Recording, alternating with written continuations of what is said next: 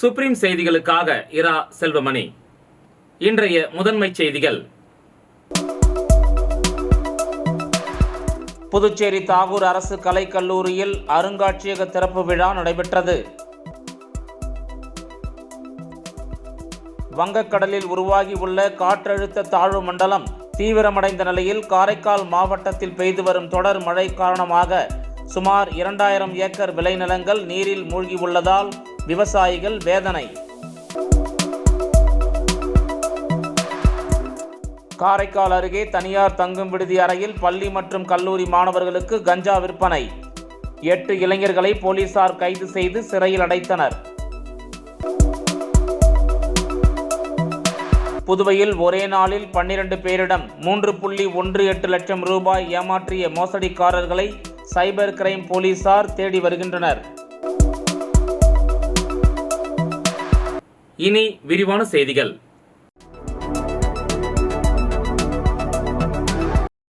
புதுவை தாகூர் அரசு கலை அறிவியல் கல்லூரியில் அருங்காட்சியக திறப்பு விழா நடைபெற்றது. புதுச்சேரி தாகூர் அரசு கலை அறிவியல் கல்லூரியில் புதிதாக உருவாக்கப்பட்டுள்ள வரலாற்று ஆவணங்களை பாதுகாக்கும் அருங்காட்சியகத்தின் திறப்பு விழா கல்லூரி வளாகத்தில் நடைபெற்றது. கல்லூரி முதல்வரின் வழிகாட்டுதலின்படி கல்லூரியின் வரலாற்றுத்துறை பேராசிரியர் தொல்லியல் அறிஞர் முனைவர் ரவிச்சந்திரனின் அரிய முயற்சியினால் தொல்லியல் ஆவணங்களை பாதுகாக்கும் அருங்காட்சியகம் கல்லூரியில் உருவாக்கப்பெற்றுள்ளது. கல்லூரியின் ஸ்ரீ அரவிந்தர் நூலக வளாகத்தில் அமைக்கப்பட்டுள்ள அருங்காட்சியகத்தை புதுச்சேரி மாநில கல்வி அமைச்சர் நமச்சிவாயம் திறந்து வைத்தார். அதனைத் தொடர்ந்து கல்லூரியின் கருத்தரங்க கூடத்தில் அருங்காட்சியக துவக்க விழா நடைபெற்றது. கல்லூரி முதல்வர் முனைவர் சசிகாந்ததாஸ் தலைமை தாங்கினார். அவர்தம் தலைமை உரையில் கல்லூரி பல்வேறு பெருமைகளை பெற்று வருகிறது என்றும், பசுமை வனமாக, சுற்றுலா தலமாக, நகர் வனமாக நாக் கமிட்டியினால் அங்கீகாரம் பெற்ற கல்லூரியாக உள்ளதை அவர் சுட்டிக்காட்டினார். கல்வி அமைச்சர் நமச்சிவாயம் அவர்கள் சிறப்பு விருந்தினராக கலந்து கொண்டு அருங்காட்சியகத்தை தொடங்கி உரை நிகழ்த்தினார். அவர்தம் உரையில் அருங்காட்சியகம் கல்லூரி வளாகத்தில் உருவாக்கப்பட்டுள்ளது சிறப்பம்சமாகும். புதுவை மாநிலத்திலேயே ஒரு கல்லூரியில் அருங்காட்சியகம் அமைக்கப்பட்டுள்ளது இந்த கல்லூரியில்தான் என்பது பெருமைக்குரிய செய்தியாகும். பல்வேறு நாடுகளுடன் புதுச்சேரி வாணிப தொடர்பு கொண்டிருந்ததை இவ்வருங்காட்சியகத்தில் உள்ள ஆவணங்கள் நிரூபிக்கின்றன. புதுச்சேரியில் நடைபெற்ற பல்வேறு தொழிற்சாலைகள் குறித்த ஆவணங்களும் இங்குள்ளன என்றுரைத்தார். அவரைத் தொடர்ந்து இந்திய தொல்லியல் துறை சென்னை வட்டத்தின் கண்காணிப்பாளர் திருமிகு முத்தையா காளிமுத்து, புதுச்சேரி கலை பண்பாட்டுத்துறை இயக்குனர் திரு வி கலியபெருமாள் ஆகியோர் கலந்து கொண்டு வாழ்த்துரை வழங்கினர். முன்னதாக சிறப்பு அழைப்பாளர்களான புதுச்சேரி பொதுப்பணி மற்றும் சுற்றுலாத்துறை அமைச்சர் லட்சுமி நாராயணன், காலாப்பட்டு சட்டமன்ற உறுப்பினர் PML கல்யாணசுந்தரம், புதுச்சேரி உயர் மற்றும் தொழில்நுட்ப கல்வித்துறை இயக்குனர் அமன் சர்மா ஆகியோர் தங்களது வாழ்த்துச் செய்தியினை அனுப்பியிருந்தனர். வரலாற்றுத்துறை பேராசிரியரும் தொல்லியல் அறிஞருமான முனைவர் ரவிச்சந்திரன் நிறைவாக நன்றி உரை நிகழ்த்தினார். இந்த நிகழ்ச்சியில் கல்லூரி பேராசிரியர்களும் வரலாற்றுத்துறை அறிஞர்களும் தொல்லியல் ஆய்வாளர்களும் 1995, 98, 2014 முதல் 17 மற்றும் 2015 முதல் 18 ஆண்டு வரலாற்று துறை முன்னாள் மாணவர்களும் திரளாக கல்லூரி மாணவர்களும் கலந்து கொண்டனர். இந்த நிகழ்ச்சிக்கான ஏற்பாடுகளை கல்லூரியின் பேராசிரியர்கள் குழுவினர் சிறப்பாக செய்திருந்தனர்.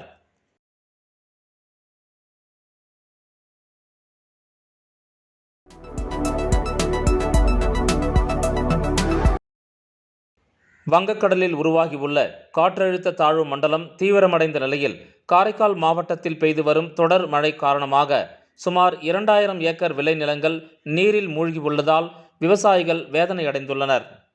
புதுச்சேரி மாநிலம் காரைக்கால் மாவட்டத்தில் நேற்று காலை முதல் பரவலாக விட்டுவிட்டு கனமழை பெய்து வருகிறது. வங்கக்கடலில் உருவாகியுள்ள காற்றழுத்த தாழ்வு மண்டலம் தீவிரமடைந்து வெங்கல் புயலாக மாறவுள்ள நிலையில் டெல்டா மாவட்டங்கள், குறிப்பாக காரைக்கால் மாவட்டத்தில் பரவலாக விட்டுவிட்டு கனமழை பெய்து வருகிறது. இன்று காலை வரை சுமார் 9 சென்டிமீட்டர் மழை பெய்துள்ள நிலையில் மாவட்டத்தில் பல்வேறு பகுதிகளில் உள்ள குடியிருப்பு மற்றும் சுமார் 2000 ஏக்கர் விவசாய நிலங்கள் நீரில் மூழ்கியுள்ளன. காரைக்காலை அடுத்த தலத்தெரு மேற்கு பகுதியில் அமைந்துள்ள சுமார் 200 ஏக்கர் விளைநிலங்கள் மழை நீரில் மூழ்கியுள்ளது. விளைநிலங்கள் நடுவே செல்லும் விழுப்புரம் நாகை நெடுஞ்சாலை பணிகள் நடைபெற்று வருவதால் சாலையின் இருபுறமும் பாசன வாய்க்கால் மற்றும் வடிகால்கள் தூர்வாரப்படாமல் சீரமைக்கப்படாமல் உள்ளதால் மழைநீர் வடியாமல் பயிர்கள் மூழ்கி பாதிப்பு ஏற்பட்டுள்ளதாக விவசாயிகள் வேதனை தெரிவித்துள்ளனர்.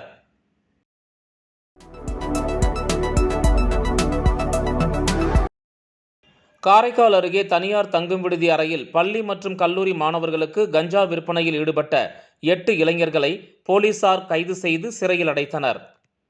காரைக்காலை அடுத்த நிரவி மெயின் ரோட்டில் உள்ள தனியார் தங்கும் விடுதியில் இளைஞர்கள் சிலர் கஞ்சா விற்பனை செய்வதாக நிரவி காவல் நிலைய போலீசாருக்கு ரகசிய தகவல் கிடைத்தது. இதனையடுத்து போலீசார் அந்த ஹோட்டலில் சோதனை செய்தபோது ஒரே அறையில் 8 இளைஞர்கள் கஞ்சா போதையில் கஞ்சா விற்பனை செய்தது தெரியவந்தது. இதனையடுத்து அவர்களை பிடித்து சோதனை செய்தபோது பள்ளி மற்றும் கல்லூரி மாணவர்களுக்கு விற்பதற்காக கஞ்சா பொட்டலங்களை எடை பார்க்கும் கருவி மூலம் தயார் செய்து வந்தது கண்டுபிடிக்கப்பட்டது. தொடர் விசாரணையில் காரைக்காலைச் சேர்ந்த கிருத்திக் ரோஷன், கிருஷ்ணகுமார், அதில், ரஃபிக், சாகுல் அஹ்மீத், ஹரூன், இஸ்மாயில், அந்தோனி, ஷகில் ஆகியோர் என்பது தெரியவந்தது. தொடர்ந்து அவர்களை சோதனை செய்ததில் 8 நபரிடம் பல்வேறு எடை கிராம்களை கொண்ட ரூபாய் 30,000 மதிப்பிலான பாலித்தீன் பைகளில் சுமார் 260 கிராம் கஞ்சா பொட்டலங்கள் இருப்பது கண்டுபிடிக்கப்பட்டது. அதனைத் தொடர்ந்து 8 பேரையும் கைது செய்து கஞ்சா பொட்டலங்கள், 7 செல்போன்கள், 4 விலை உயர்ந்த இருசக்கர வாகனங்கள், கஞ்சா விற்பனைக்காக பயன்படுத்தப்பட்ட எடை பார்க்கும் கருவி மற்றும் ரூபாய் 7,500 பணம் பறிமுதல் செய்யப்பட்டு காரைக்கால் நீதிமன்றத்தில் ஆஜர்படுத்தப்பட்டு சிறையில் அடைக்கப்பட்டனர்.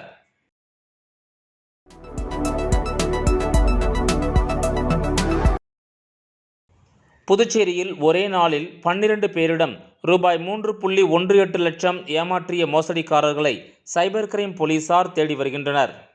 புதுச்சேரியில் இளைஞர் ஒருவரிடம் அவரது கிரெடிட் கார்டிற்கு 90,000 ரூபாய் பரிசு விழுந்ததாக கூறி குறிப்பிட்ட சில தகவல்களை மர்ம நபர்கள் கேட்டனர். அதை நம்பி தகவல்களை அனுப்பியவுடன் அவருடைய அக்கவுண்டில் இருந்து 9,999 ரூபாய் எடுக்கப்பட்டது. ஒரு நபரிடம் ஸ்கிராட்ச் கார்டில் 10,000 பரிசு விழுந்ததாக மர்ம நபர்கள் கூறினர். அதை பெற 499 செலுத்தி அவர் ஏமாந்துள்ளார். அதேபோல இணைய வழியில் டாஸ்க் முடித்தால் அதிக பணம் தருவதாக மோசடிக்காரர்கள் தெரிவித்தனர். இதனை நம்பி 3 பேர் முறையே 59,000, 25,000, 3,500 ரூபாயை பறிகொடுத்தனர். பிரபல ஃபைனான்ஸ் நிறுவனத்தில் குறைந்த வட்டிக்கு லோன் வாங்கி தருகிறோம் என 3 பேரிடம் 28,000, 6,000 மற்றும் 2,500 ரூபாயை மர்ம நபர்கள் ஏமாற்றியுள்ளனர். தனியார் வங்கியில் இருந்து அனுப்புவது போல இளைஞர் ஒருவருக்கு மர்ம நபர்கள் ஒரு லிங்கை அனுப்பினர். அதில் சில விவரங்களை பதிவிட சொன்னதை அடுத்து அவரும் நம்பி அதில் பதிவிட்டார். அதற்கு பிறகு அவருடைய வங்கிக் கணக்கில் இருந்து 23,000 ரூபாய் எடுக்கப்பட்டது தெரிய வந்துள்ளது. பாதிக்கப்பட்டவர்கள் புகார் அளித்ததை தொடர்ந்து சைபர் கிரைம் போலீசார் விசாரணை மேற்கொண்டு வருகின்றனர்.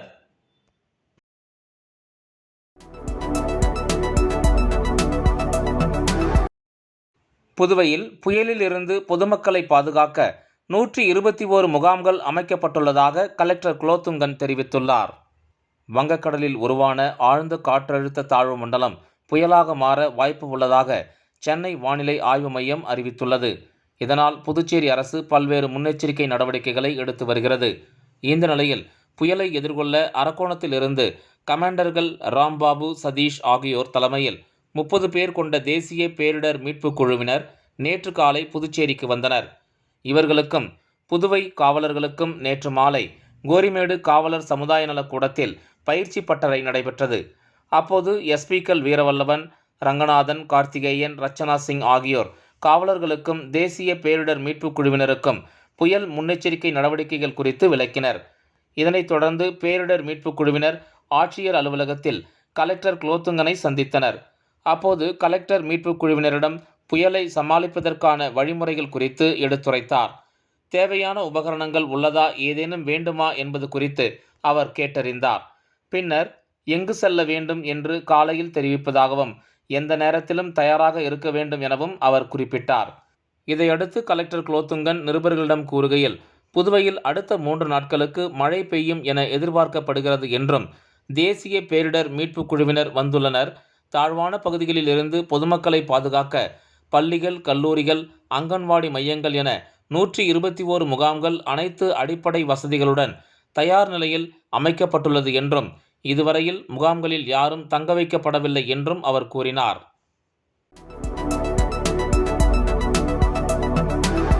உழவர்கரை சட்டமன்ற தொகுதியில் மேற்கொள்ளப்பட வேண்டிய பணிகள் குறித்து தொகுதியின் சட்டமன்ற உறுப்பினர் சிவசங்கர் அவர்கள் உள்ளாட்சித்துறை அதிகாரிகளுடன் ஆலோசனை மேற்கொண்டார். புதுச்சேரி உள்ளாட்சித்துறை இயக்குனர் அலுவலகத்தில் நடைபெற்ற கூட்டத்தில் சட்டமன்ற உறுப்பினர் சிவசங்கர் பங்கேற்றார்.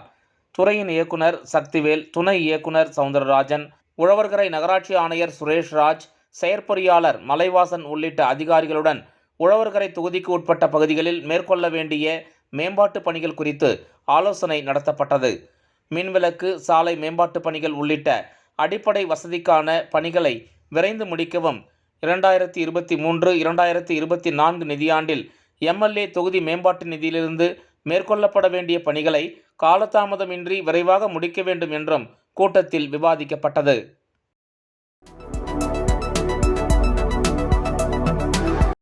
புதுச்சேரியை அடுத்த கோட்டக்குப்பத்தில் அமைந்துள்ள 1000 ஆண்டுகள் பழமையான மேற்கு திசை நோக்கி அமைந்துள்ள ஆனந்தீஸ்வரர் கோயிலில் நடைபெற்ற மகா சங்காபிஷேகம் மற்றும் நந்தீஸ்வரர் புதிய மண்டபத்தில் பிரதிஷ்டை விழா வெகு விமரிசையாக நடைபெற்றது.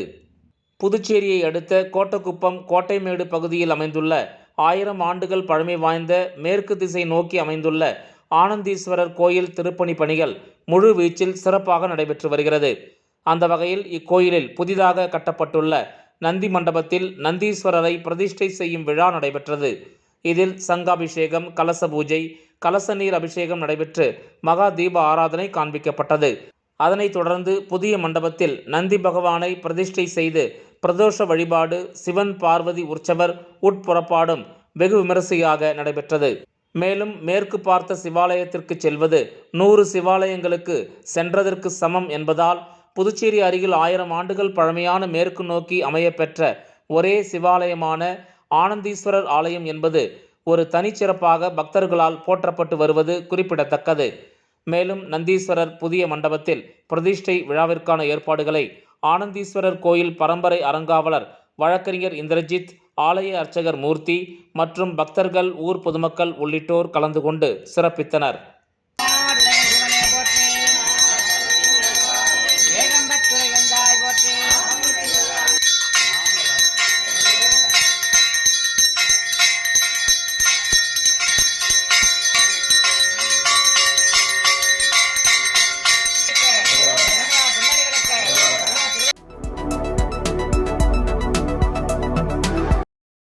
வியாபார நோக்கத்துடன் வைக்கப்படும் பதாகைகள் மற்றும் அபாயகரமான விளம்பர பதாகைகள் போன்றவற்றால் அசம்பாவிதங்கள் ஏதேனும் ஏற்பட்டால் வைத்தவர்கள் மீது கடுமையான நடவடிக்கை மேற்கொள்ளப்படுவதுடன் கிரிமினல் வழக்கு பதிந்து காவல்துறை மூலம் நடவடிக்கை மேற்கொள்ளப்படும் என உழவர்கரை நகராட்சி ஆணையர் எச்சரிக்கை விடுத்துள்ளார். புதுச்சேரி உழவர்கரை நகராட்சி ஆணையர் விடுத்துள்ள செய்திக்குறிப்பில், இந்திய வானிலை ஆராய்ச்சி நிலையம் புதுவை மாநிலத்துக்கு விடுத்துள்ள புயல் மற்றும் கனமழை எச்சரிக்கை காரணமாக இந்நகராட்சி பல்வேறு முன்னெச்சரிக்கை நடவடிக்கைகளை மேற்கொண்டு வருகிறது என்றும், அதன் ஒரு பகுதியாக பொதுவெளியில் வியாபார நோக்கத்துடன் வைக்கப்படும் பதாகைகள் மற்றும் விளம்பர பதாகைகள் போன்றவற்றை தவிர்க்குமாறு கேட்டுக்கொள்ளப்படுகிறது என்றும், இவ்வறிவிப்பை மீறி பதாகைகள் போன்றவற்றை வைப்பது தண்டனைக்கு உரிய குற்றமாகும். இதனை மீறி வியாபார நோக்கத்துடன் வைக்கப்படும் பதாகைகள் மற்றும் அபாயகரமான விளம்பர பதாகைகள் போன்றவற்றால் அசம்பாவிதங்கள் ஏதேனும் ஏற்பட்டால் அவர்கள் மீது கடுமையான நடவடிக்கை எடுப்பதுடன் கிரிமினல் வழக்கு பதிந்து காவல்துறை மூலம் நடவடிக்கை மேற்கொள்ளப்படும் என்பதை இச்செய்தி குறிப்பின் மூலம் உழவர்கரை நகராட்சி ஆணையர் எச்சரிக்கை விடுத்துள்ளார்.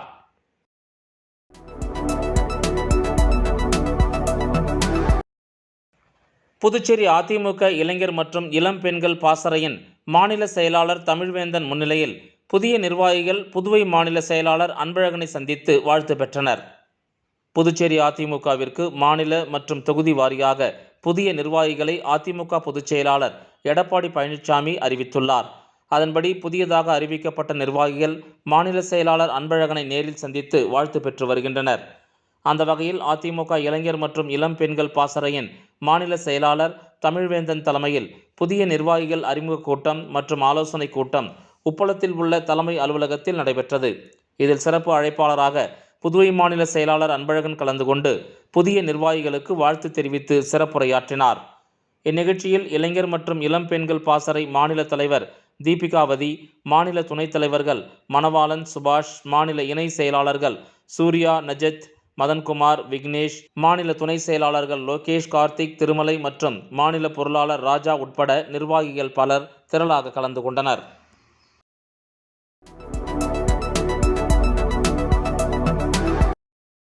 காரைக்காலில் புகழ்பெற்ற தாயிராப்பள்ளி வருடாந்திர கந்தூரி விழா ஜீனில்லா குதிரை கொடியேற்றத்துடன் சிறப்பாக நடைபெற்றது.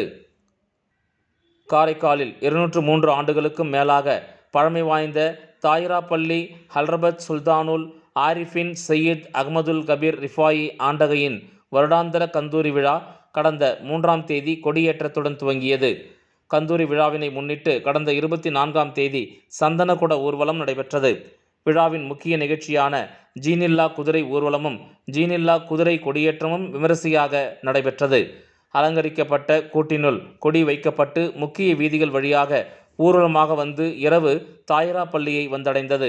அதைத் தொடர்ந்து இஸ்லாமியர்கள் தங்களது வேண்டுதலை நிறைவேற்றும் விதமாக கத்தி போடுதல் மற்றும் அலகுகளை குத்தி கொண்டனர்.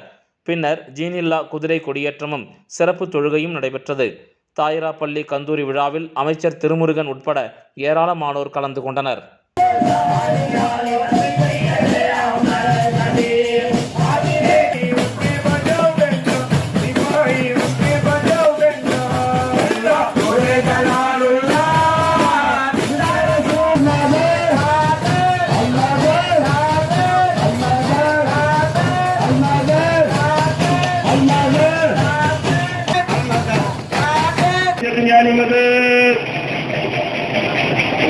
مرحبا يا نور العين مرحبا يا برهان العاشقين مرحبا مرحبا مرحبا يا نور العين مرحبا مرحبا.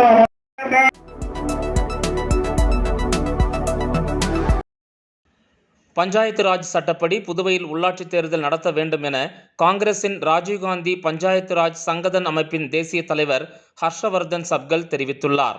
புதுச்சேரி அரியாங்குப்பத்தில் தனியார் மண்டபத்தில் ராஜீவ்காந்தி பஞ்சாயத்து ராஜ் சங்கதன் அமைப்பின் சார்பில் உள்ளாட்சி தேர்தல் குறித்த கருத்தரங்கம் நடைபெற்றது. இந்த அமைப்பின் புதுவை மாநில தலைவர் அமுதரசன் தலைமை வகித்தார். முன்னாள் முதல்வர் நாராயணசாமி, முன்னாள் அமைச்சர் கந்தசாமி மற்றும் முன்னாள் எம்எல்ஏக்கள் அனந்தராமன், பாலன் உள்ளிட்டோர் வாழ்த்து பேசினர்.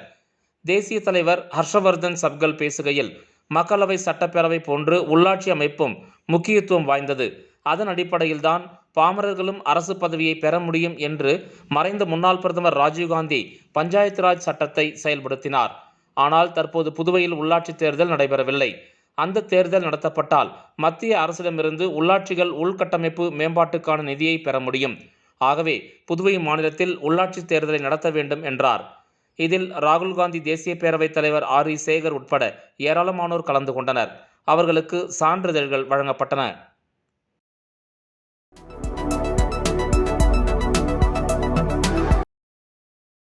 புதுவை மாநிலத்தில் 3 IAS அதிகாரிகளுக்கு கூடுதல் துறைகள் தற்காலிகமாக ஒதுக்கி அறிவிக்கப்பட்டுள்ளன.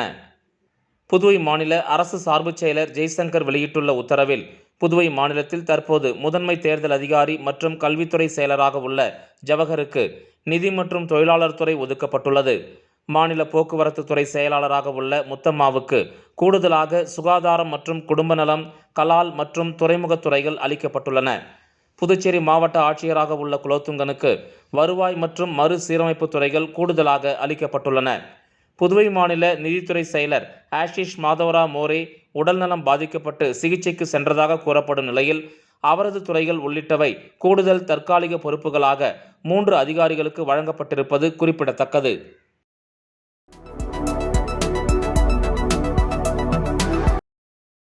புதுவை மத்திய பல்கலைக்கழக தொழில்நுட்பத்துறை சார்பில் வடிவமைக்கப்பட்ட மின்முனை பொருள்களான விந்தியம், காற்று பேட்டரிகள் மற்றும் ஹைபிரிட் ஆற்றல் சேமிப்பு சாதனத்துக்கு 3 காப்புரிமைகளை மத்திய கட்டுப்பாட்டாளர் பிரிவு வழங்கியுள்ளது.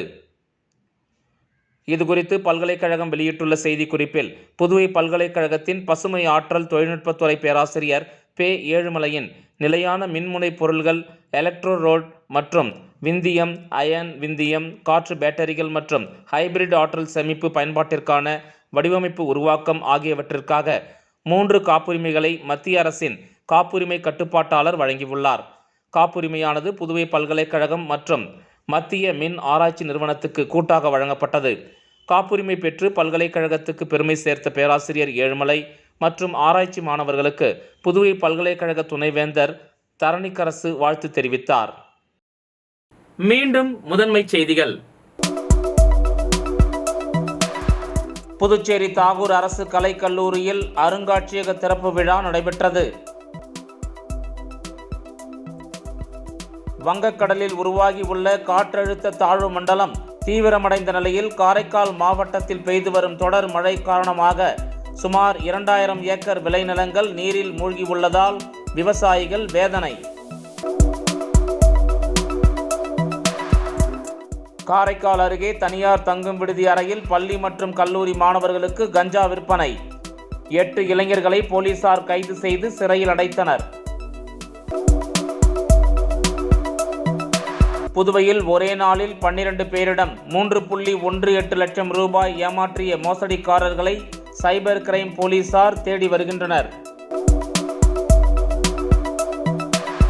இந்த செய்தி அறிக்கை இத்துடன் நிறைவு பெறுகிறது. வணக்கம்.